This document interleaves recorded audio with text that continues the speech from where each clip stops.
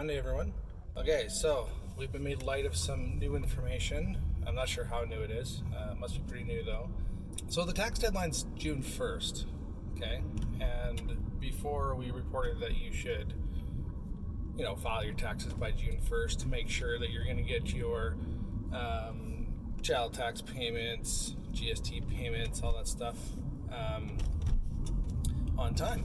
But now the government has said that the subsidy payments, any government program payments, will be extended to the end of September and not cut off at the end of June.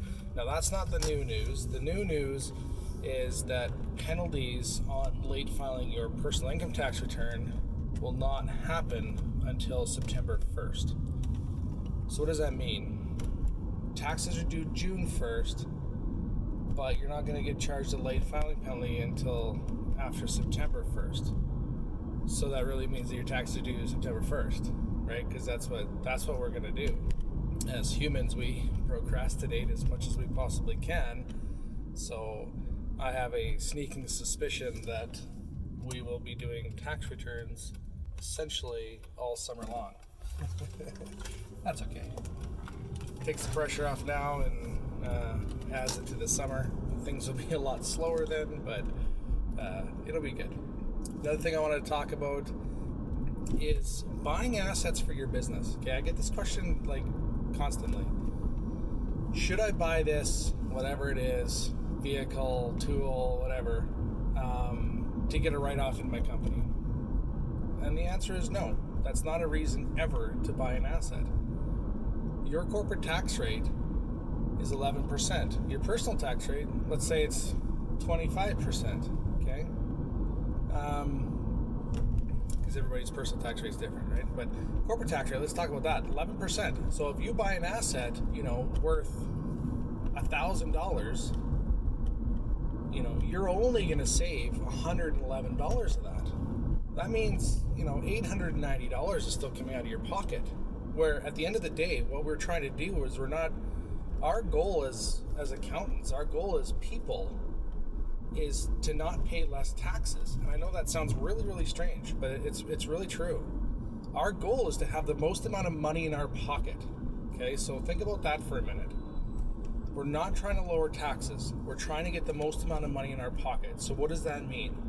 That means not buying stuff we don't need, okay? So if you need it to make more money, then go buy it. If there's a cheaper option and it's viable, and I'm thinking vehicle every time I think this, do you buy the $80,000 truck or do you buy the $30,000 truck? Well, that's a no-brainer. You buy the $30,000 truck as long as it's going to do what you need to do in order to do your job. Don't ever buy anything that has no value to your ability to earn more income.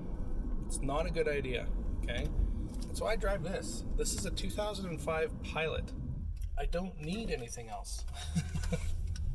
It's not that I can't afford anything else. I have a truck at home too, but I don't need it. I prefer to not have to worry about money or something like that, right? You're constantly behind a payment on a vehicle. I mean, that's a bad place to be. You are stuck with that. Hopefully that helps some people, and hopefully you can understand that saving taxes isn't our first priority. I mean, being an accountant, that's what everybody thinks. This is the guy that's going to save me a whole bunch of money in taxes. He's going to find some magical loophole that some other accountant doesn't know about.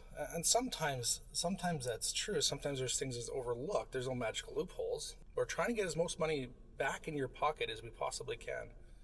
And sometimes that doesn't mean saving taxes. Sometimes that means just making good purchase decisions. Hope you took something away from that. Take care of yourself, take care of your family, take care of your friends, and be well.